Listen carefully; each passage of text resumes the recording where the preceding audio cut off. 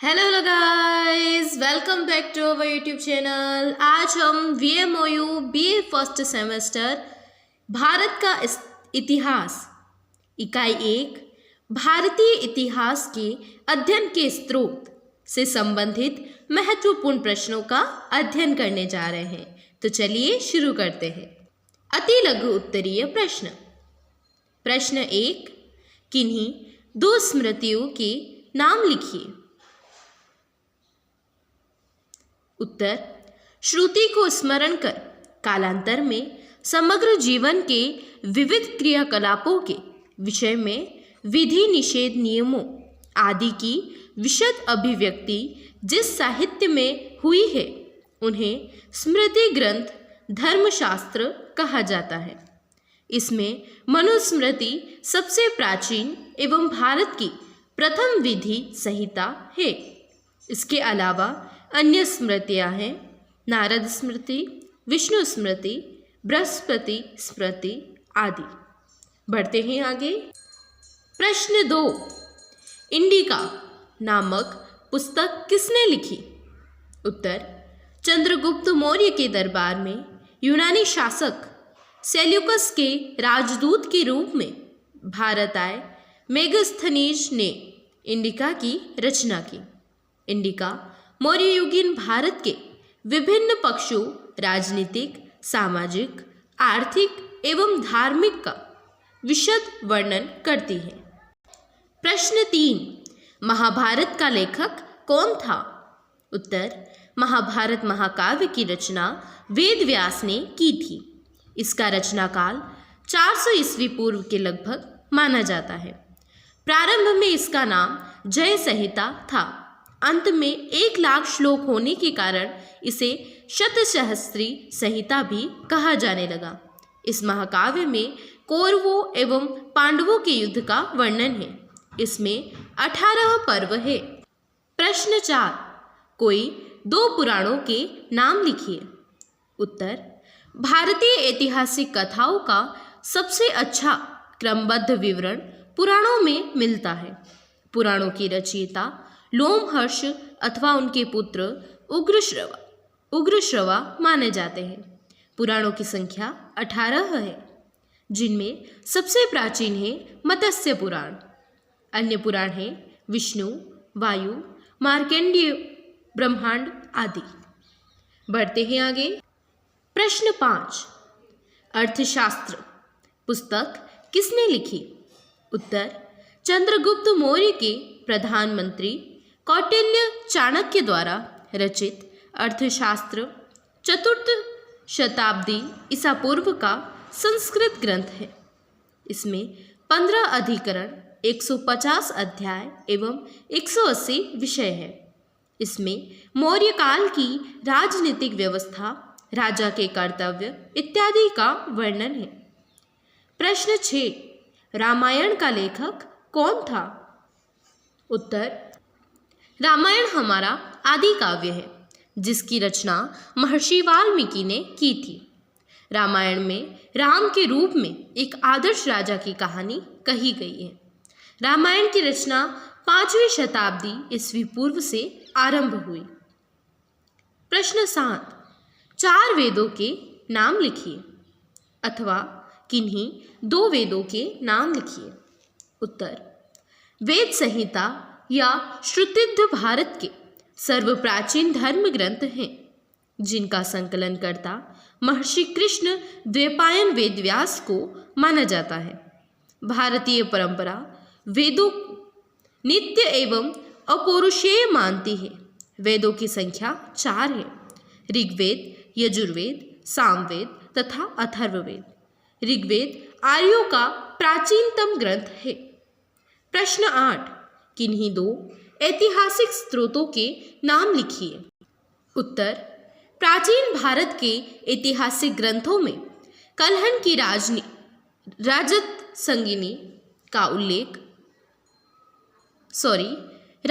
रंगिनी का उल्लेख किया जा सकता है। इसकी रचना 12वीं शताब्दी में हुई थी। इसी प्रकार पाणिनि का अष्टाध्यायी गणतंत्रात्मक व्यवस्था की अच्छी जानकारी देता है। पतंजलि का महाभाष्य शुंग वंश के इतिहास की जानकारी देता है। विशाखादत्त का नाटक मुद्रा राक्षस नंदों व मौर्यों की जानकारी का स्रोत है। प्रश्न 9, प्रयाग प्रशस्ति किस शासक से संबंधित है? उत्तर, गुप्त सम्राट समुद्रगुप्त के संधि विग्रहक कुमारात्मत्य हरिसेन द्वारा अपने स्वामी समुद्रगुप्त की उपलब्धियों का विवेचन ही प्रयाग प्रशस्ति के रूप में सुविज्ञ है। इसकी भाषा संस्कृत एवं लिपि गुप्तकालीन चंपू है। प्रश्न 10, किन्हीं 2 महाकाव्यों के नाम लिखिए। उत्तर, वैदिक साहित्य के बाद भारतीय इतिहास में रामायण और महाभारत नामक 2 महाकाव्यों का समय आता है। मूलतः इन ग्रंथों की रचना ईसा पूर्व 4th शताब्दी में हुई थी। रामायण की रचना महर्षि वाल्मीकि ने की थी तथा महाभारत की रचना वेद व्यास ने की थी। इन महाकाव्यों में प्राचीन भारत की सामाजिक, धार्मिक, राजनीतिक, आर्थिक दशा का परिचय मिलता है। प्रश्न 11, प्राचीन भारत के कोई 2 अभिलेखों के नाम लिखिए। उत्तर, प्राचीन भारत के इतिहास की जानकारी के लिए अभिलेखों का महत्व साहित्य से अधिक है। ये अभिलेख पाषाण, ताम्रपत्र, मुद्राओं, मूर्तियों आदि पर खुदे हुए हैं। कुछ प्रमुख अभिलेख हैं। 1, रुद्रदामन का जूनागढ़ अभिलेख। 2, स्कंदगुप्त का जूनागढ़ अभिलेख। 3, समुद्रगुप्त की प्रयाग प्रशस्ति। 4, खारवेल का हाथी गुम्फा अभिलेख। बढ़ते हैं आगे। 5, प्रतिहार नरेश भोज का ग्वालियर अभिलेख। प्रश्न 12, भारतीय इतिहास की जानकारी के 2 पुरातात्विक स्रोतों का नाम बताइए।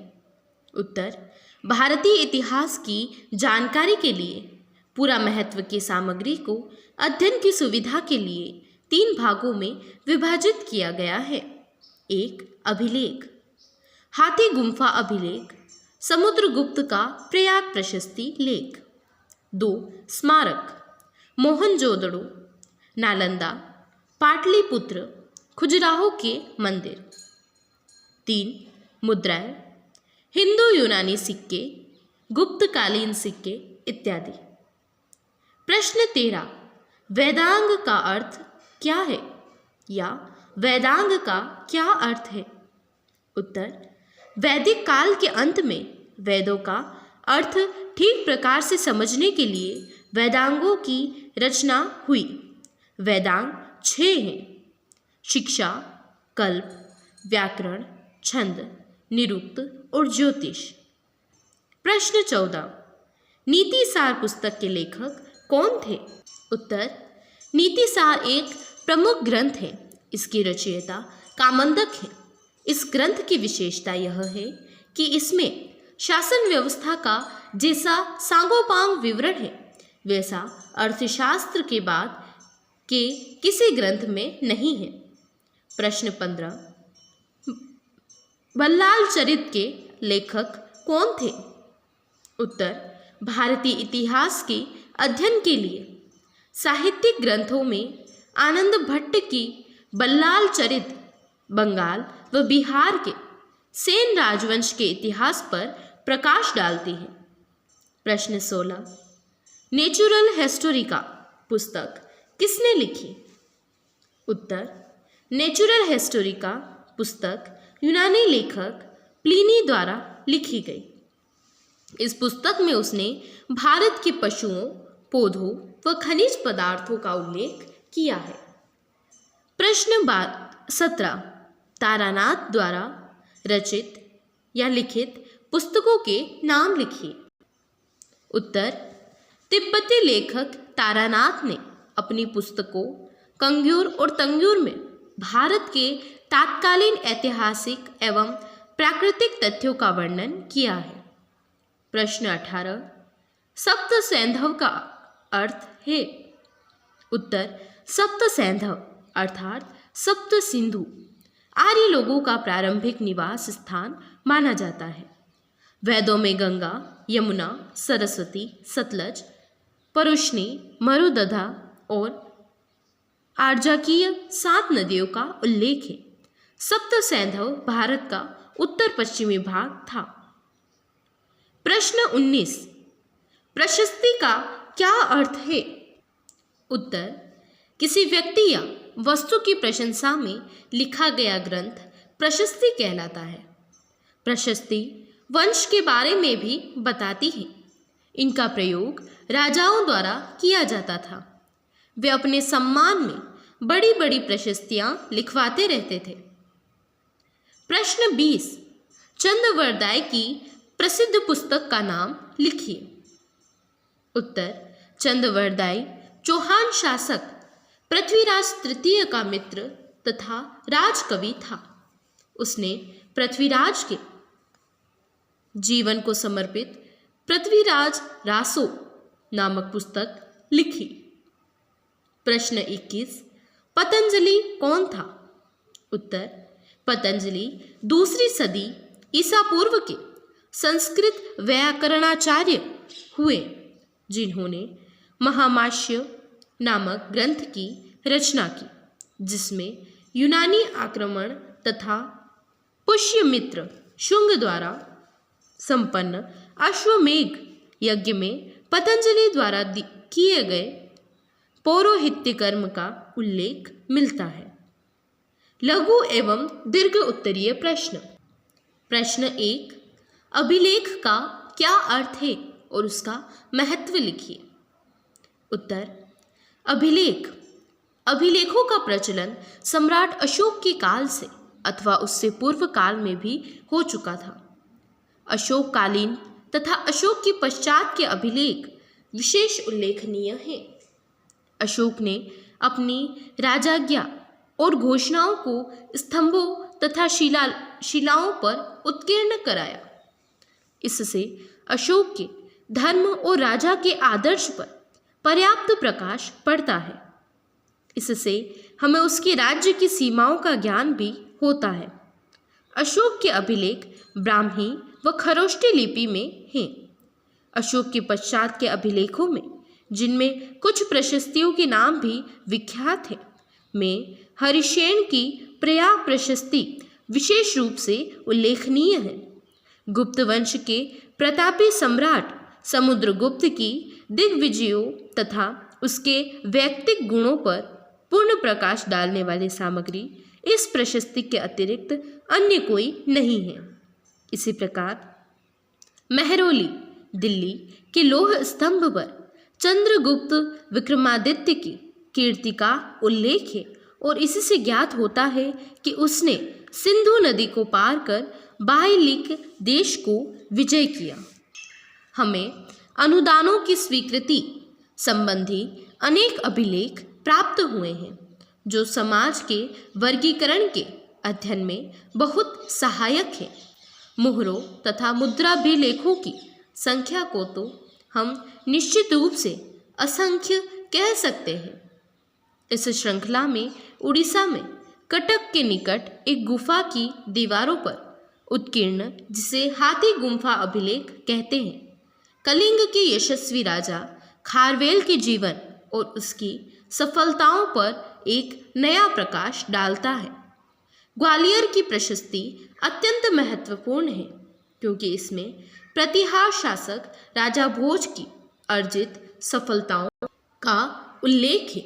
इसी प्रकार ऐहोल अभिलेख से हमें दक्षिण के चालुक्य सम्राट पुलकेशिन द्वितीय द्वारा कन्नौज के सम्राट हर्ष पर विजय का उल्लेख प्राप्त होता है। इस प्रकार असंख्य दान पत्र, संपर्ण पत्र तथा स्मारक पत्र के रूप में अभिलेखों का निर्माण हुआ।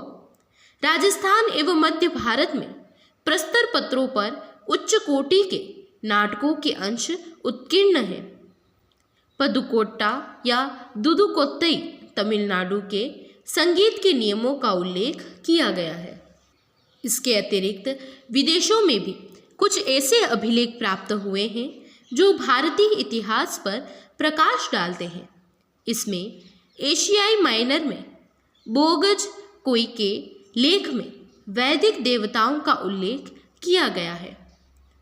पारसी पोलस तथा नक्शे रुस्तम ईरान के अभिलेखों से प्राचीन भारत एवं ईरान के पारस्परिक संबंधों का बोध होता है। इस प्रकार ये अभिलेख इतिहास की कड़ियाँ जोड़ने में बहुत सहायक है।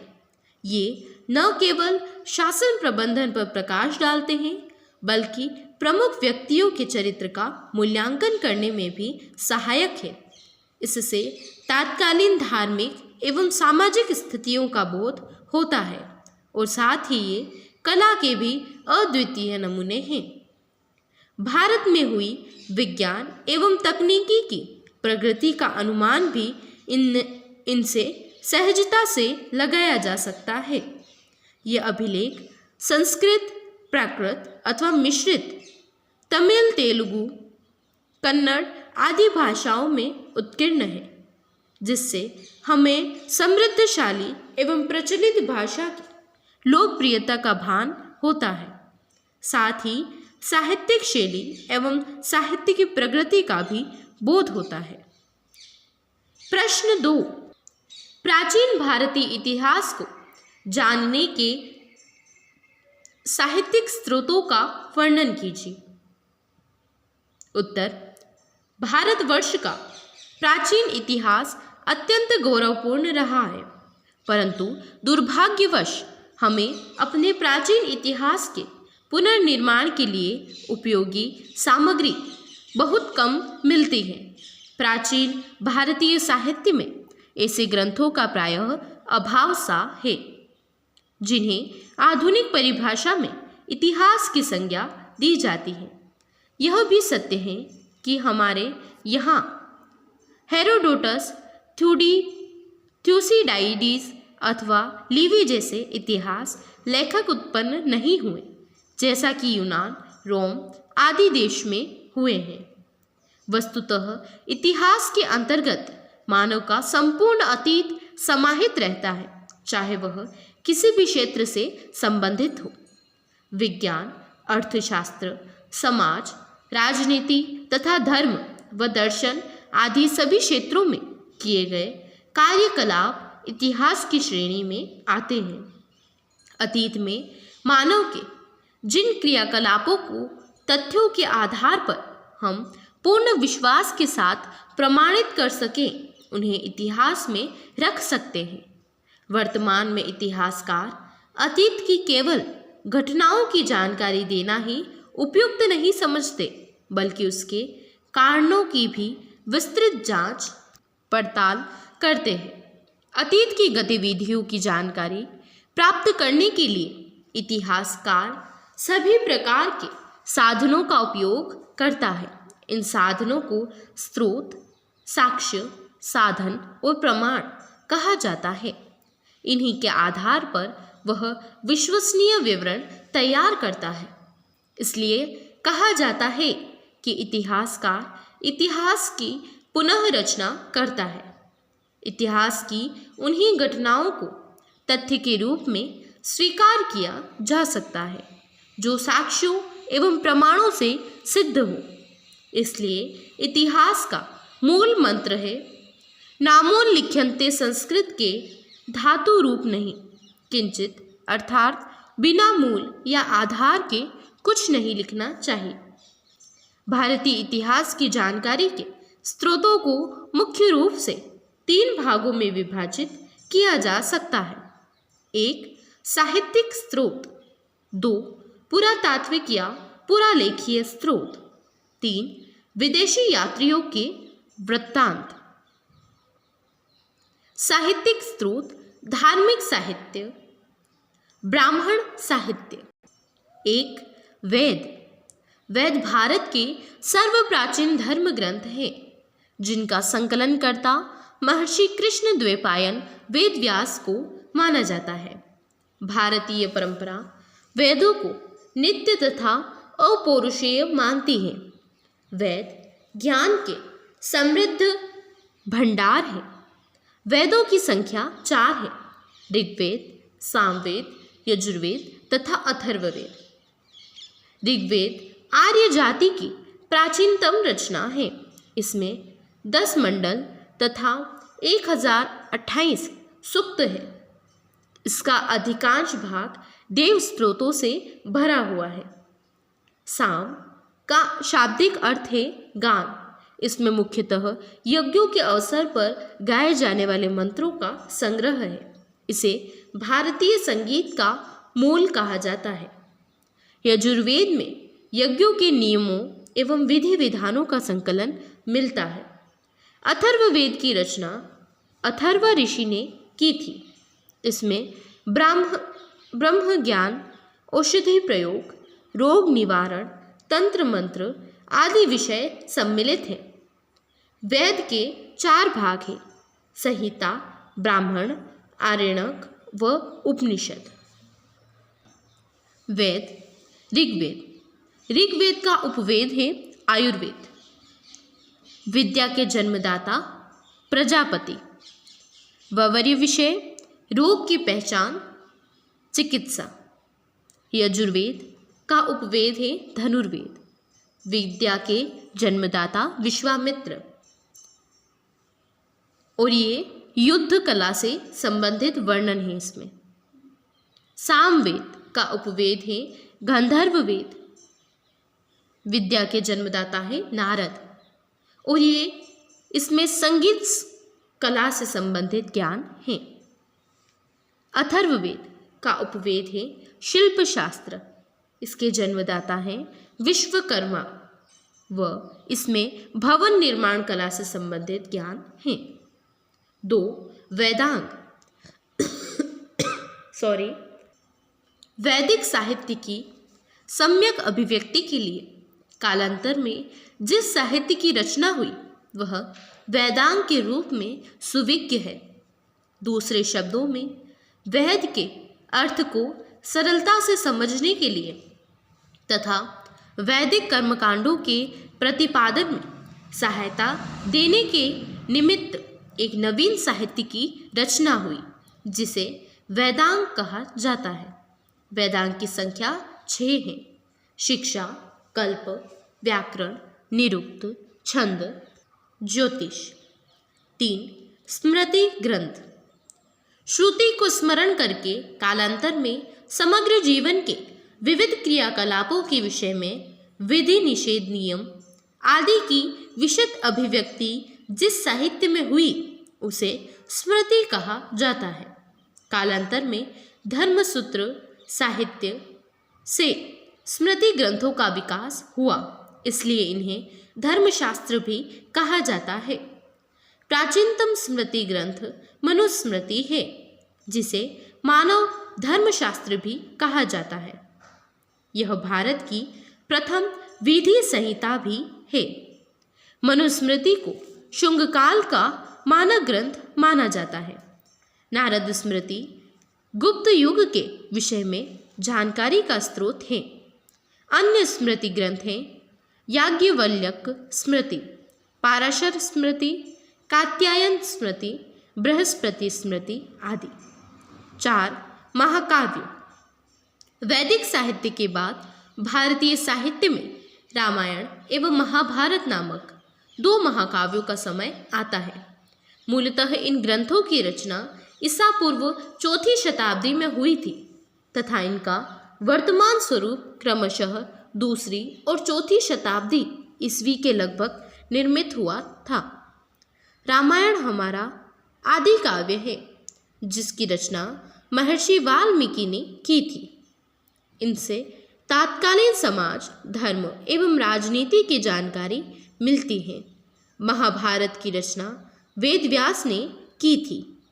1,00,000 श्लोकों के कारण इसे शतसहस्त्र संहिता कहा गया है। इसमें कुल 18 पर्व हैं। इसके शांति पर्व में भागवत गीता सम्मिलित है। हिंदू धर्म के प्रत्येक घर में आज भी पूजा की जाती है। 5 पुराण। भारतीय ऐतिहासिक कथाओं का सबसे अच्छा क्रमबद्ध विवरण पुराणों में मिलता है। पुराणों के रचयिता लोमहर्ष अथवा उनके पुत्र उग्रश्रवा माने जाते हैं। इनकी संख्या 18 है, जिनमें प्रमुख हैं मत्स्य, विष्णु, भागवत, वामन, वायु, अग्नि, नारद, मार्कंडेय, भविष्य इत्यादि। छठी शताब्दी ईस्वी पूर्व के पहले के प्राचीन भारतीय इतिहास के पुनर्निर्माण के लिए पुराण ही एकमात्र स्रोत हैं। मत्स्य पुराण सबसे अधिक प्राचीन हैं। पुराणों के विषय लक्षण। अमर सिंह के अमरकोश ग्रंथ में पुराणों के 5 लक्षण बताए गए हैं। 1. सर्ग, सृष्टि का निर्माण। 2. प्रतिसर्ग, सृष्टि का पुनर्निर्माण। 3. वंश, देवताओं व ऋषियों के वंश। 4. मनवंतर, 4 महायुग अर्थात सत, त्रेता, द्वापर, कलयुग। 5. वंशानुचरित, प्राचीन राजकुलों कलयुग के राजाओं का वर्णन है। प्रारंभिक परीक्षित से माना गया है। बौद्ध साहित्य। 1. त्रिपिटक। बौद्ध ग्रंथों में त्रिपिटकों का सबसे महत्वपूर्ण स्थान है। बुद्ध की मृत्यु के बाद उनकी शिक्षाओं को संकलित कर 3 भागों में बांटा गया है। त्रिपिटक की भाषा पाली है। त्रिपिटक निम्न है। अविनय पिटक। विनय पिटक में बौद्ध संघ संबंधी नियम, भिक्षुओं के दैनिक आचार विचार, विधि निषेध आदि का संग्रह है। इसका संकलन प्रथम बौद्ध संगीति के दौरान उपाली ने किया था। ब. सुत्त पिटक। सुत्त का अर्थ होता है धर्म। इसमें बौद्ध धर्म के सिद्धांत व उपदेशों का वर्णन है। इसके 5 भाग हैं। दीर्घ निकाय, मध्यम निकाय, संयुक्त निकाय, खुद्दक निकाय, अंगुत्तर निकाय। खुद्दक निकाय का एक भाग है जातक ग्रंथ, जिनमें बुद्ध के पूर्व जन्म की 550 कहानियां वर्णित है। स. अभिद्यम पिटक। इसकी रचना तृतीय बौद्ध संगीति में मोगली पुत्र तिस्म ने की थी। अभि का शाब्दिक अर्थ उच्चतर होता है, अर्थात वह ग्रंथ जिसमें बौद्ध धर्म की उच्च अथवा दार्शनिक शिक्षाओं का संग्रह है। 2. मिलिंद पन्हो, मिलिंद प्रश्न वाली भाषा में नागसेन द्वारा रचित ग्रंथ जो 7 सर्गों में विभक्त है। इसमें यूनानी शासक मिनांडर और बौद्ध भिक्षु नागसेन का वार्तालाप है। 3. दीपवंश का महावंश, 4वीं-5वीं सदी में पाली भाषा में लिखित सिहली बौद्ध ग्रंथ। इसमें सिहल द्वीप श्रीलंका के साथ साथ बौद्ध धर्म से संबंधित कई महत्वपूर्ण तथ्यों की जानकारी मिलती है। 4. महावस्तु, संस्कृत भाषा का ग्रंथ महायान संप्रदाय से संबंधित ग्रंथ है, जिसमें महात्मा बुद्ध को अद्भुत शक्ति के समन्वित रूप में प्रस्तुत किया है। यह महात्मा बुद्ध का जीवन वृत्त है। 5. ललित विस्तार, विशुद्ध महायान ग्रंथों में सर्वप्रथम उल्लेखित ग्रंथ है, जिसका अर्थ है महात्मा बुद्ध के सुरम्य या महात्मा बुद्ध के ललित, सुरम्य या अच्छा रूप का सविस्तार वर्णन। इसमें बुद्ध को देवता माना गया है। 6. दिव्यावदान, अवदान का अर्थ है सत्कर्म या विरोहित कर्म। दिव्यावदान में अशोक के उत्तराधिकारियों से लेकर पुष्यमित्र शुंग तक का वर्णन है। 7. आर्य मंजूषी मूलकल्प, इस ग्रंथ में से भी बौद्ध धर्म एवं महात्मा बुद्ध के बारे में महत्वपूर्ण जानकारी प्राप्त होती है।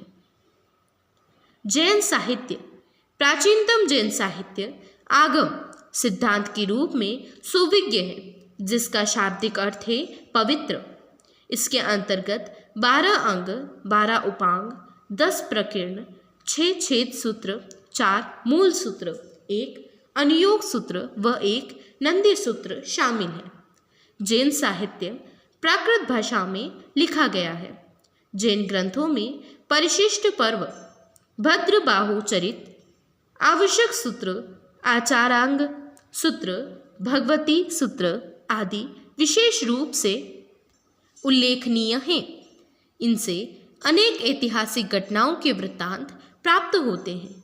जैन धर्म का प्रारंभिक इतिहास कल्पसूत्र से ज्ञात होता है, जिसकी रचना भद्रबाहु ने की थी। परिशिष्ट पर्व पर भद्रबाहु चरित से चंद्रगुप्त मौर्य के जीवन की प्रारंभिक तथा उत्तरकालीन घटनाओं के वृत्तांत प्राप्त होते हैं। भगवते सूत्र में महावीर स्वामी के जीवन कृत्यों का तथा अन्य समकालिकों के साथ उनके संबंधों का बड़ा ही रोचक वर्णन मिलता है। आचारांग सूत्र जैन भिक्षुओं को अपार नियमों का वर्णन करता है। जैन साहित्य में पुराणों का भी महत्वपूर्ण स्थान है, जिन्हें चरित भी कहा जाता है। धर्मेत्तर साहित्य एक ऐतिहासिक साहित्य, लौकिक साहित्य के अंतर्गत ऐतिहासिक ग्रंथों तथा जीवनियों का विशेष रूप से उल्लेख मिलता है, जिनसे भारतीय इतिहास को जानने में काफ़ी सहायता प्राप्त होती है। एक अर्थशास्त्र, ऐतिहासिक रचनाओं में सर्वप्रथम उल्लेख अर्थशास्त्र का किया जा सकता है, जिसकी रचना चंद्रगुप्त मौर्य के प्रधानमंत्री सुप्रसिद्ध राजनीतिज्ञ कौटिल्य, चाणक्य, विष्णुगुप्त ने की। मौर्यकालीन इतिहास एवं राजनीति के ज्ञान के लिए यह ग्रंथ एक प्रमुख स्रोत है। इसमें चंद्रगुप्त मौर्य की शासन व्यवस्था पर प्रचुर प्रकाश डाला गया है। इस ग्रंथ की भाषा संस्कृत है। इसमें 15 अधिकरण, 150 अध्याय, 6000 श्लोक तथा 180 विषय या प्रकरण हैं। 2 अष्टाध्यायी, पाणिनि के अष्टाध्यायी नामक व्याकरण ग्रंथ से मौर्यों से पूर्ववर्ती इतिहास तथा मौर्य युगीन राजनीतिक व्यवस्था पर प्रकाश पड़ता है। 3 महाभाष्य, पतंजलि द्वारा लिखित महाभाष्य एक व्याकरण ग्रंथ है। यह ईस्वी पूर्व 2वीं शताब्दी में लिखित है। पतंजलि पुष्यमित्र शुंग के पुरोहित थे।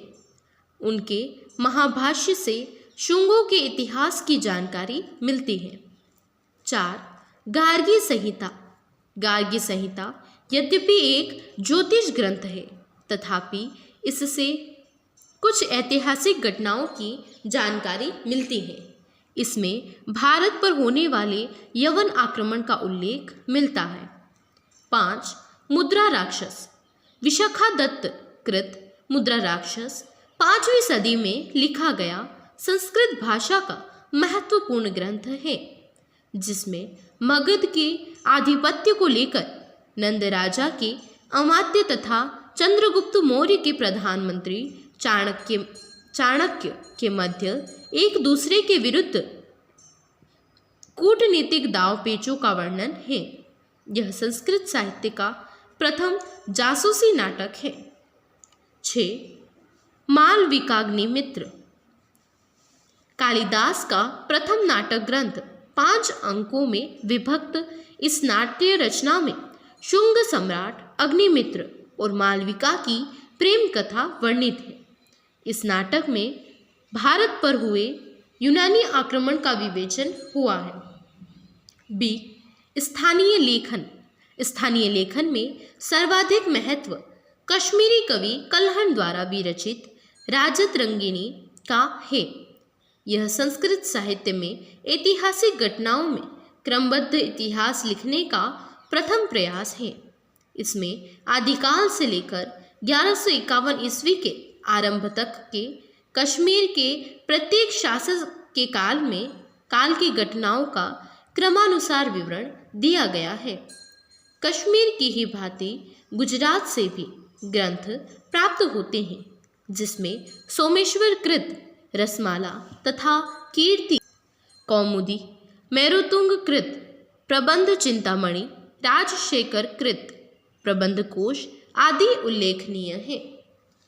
इनसे हमें गुजरात के चालुक्य वंश के इतिहास का अच्छा ज्ञान प्राप्त होता है। इसी प्रकार सिंध तथा नेपाल से भी कई प्रतिकृतियां मिलती हैं। सिंध की प्रतिकृतियों के आधार पर ही चुचनामा नामक ग्रंथ की रचना की गई, जिसमें अरबों की सिंध विजय का वृत्तांत सुरक्षित है।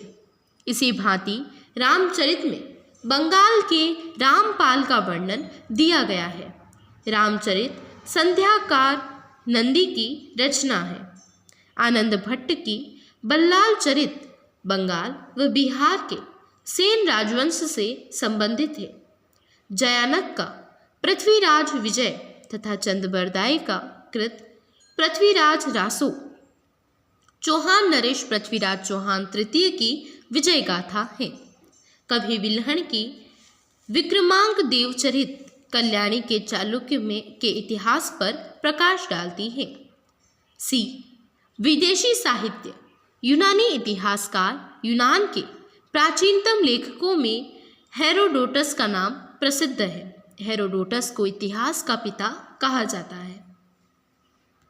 उसने अपनी पुस्तक हिस्टोरिका में भारत फारस के संबंध का वर्णन किया है। सिकंदर के साथ आने वाले लेखकों में निरियाकस, आनेसिक्रिटस तथा अरिस्टोबुलस के विवरण प्रामाणिक एवं विश्वसनीय हैं। सिकंदर के पश्चात के लेखकों में 3 राजदूतों मेगस्थनीज, डाइमेकस तथा डायोनीसियस के नाम उल्लेखनीय हैं। इसमें मेगस्थनीज सर्वाधिक प्रसिद्ध है। उसने सेल्यूकस के राजदूत के रूप में इंडिका नामक पुस्तक में मौर्य युगीन राजनीति, समाज एवं संस्कृति के बारे में लिखा। अन्य यूनानी साहित्य में टोलमी का भूगोल, प्लिनी की नेचुरल हिस्ट्री, एरिस्टोबुलस की हिस्ट्री ऑफ वॉर, स्ट्रेबो का भूगोल आदि विशेष उल्लेखनीय हैं। Thank you guys.